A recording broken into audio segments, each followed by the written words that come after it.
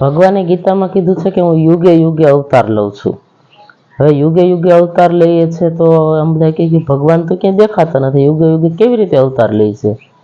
પણ એમ કહેવાય કે ભગવાન પહેલા સંતોને મોકલે છે, મહાપુરુષોને મોકલે છે. પછી જેમ કે મુનિમથી જો કામ થતું હોય તો શેઠ ના જાય, પણ જ્યારે મુનિમથી કામ ન થાય ને પછી શેઠને જવું પડે. એવી રીતે પહેલા પરમાત્મા છે ને સંતોને મોકલે કે તમે ધર્મની વૃદ્ધિ કરો, ધર્મની સ્થાપના કરો. એટલે ધર્મની સ્થાપના થાય એટલે અધર્મનો નાશ ન કરવો પડે. તો ધર્મની સ્થાપના થાય, સૂર્ય ઉગે એટલે અંજવાળું જ થાય, પછી અંધારાને કેવું ન પડે તું જતું રહે. એટલે સંતો મહાપુરુષો ધર્મની વૃદ્ધિ કરવા માટે આ પૃથ્વી ઉપર પ્રગટ થતા હોય છે, અવતાર લેતા હોય છે. પછી જ્યારે સંતો મહાપુરુષો એટલી મહેનત કરે, જીવનો ઉદ્ધાર કરે, જેમ કે ગમે તેવો અધમમાં અધમ જીવ હોય તો એનો ખરેખર ઉદ્ધાર કરે, કોઈ પતિત હોય તો એને પાવન કરે, કોઈ પામર હોય એને પરમહંસ બનાવે. આ મહાપુરુષોનું એક કાર્ય છે. પછી છતાંય એવું મહાપુરુષોથી નથી થતું, ત્યારે ભગવાનને ખુદને આવવું પડે. કારણ કે સંતોને તો મોકલે જ છે, પણ જ્યારે સંતોથી ન થાય ત્યારે પરમાત્મા અવતાર ધારણ કરીને આવે છે પૃથ્વી ઉપર.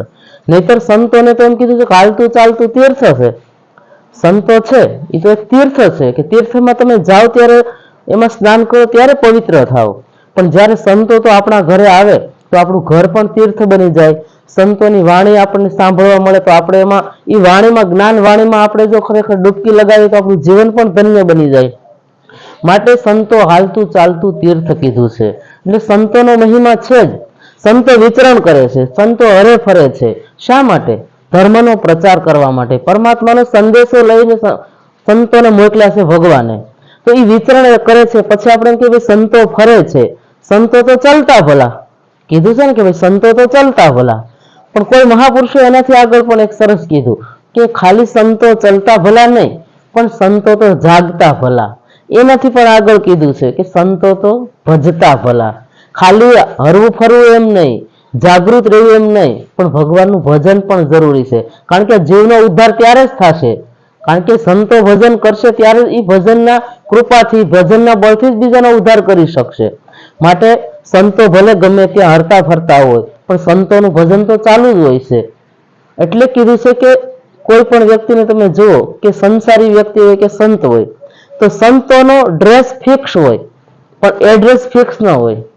તમે જો કોઈ સંન્યાસી છે તો ભગવા વસ્ત્રો પહેરતા હોય, કોઈ રામદળમાં હોય તો સફેદ વસ્ત્રો પહેરતા હોય. એનો ડ્રેસ ફિક્સ હોય પણ એડ્રેસ ફિક્સ ના હોય. કારણ કે સંતો વિચરણ કરતા હોય છે. શા માટે?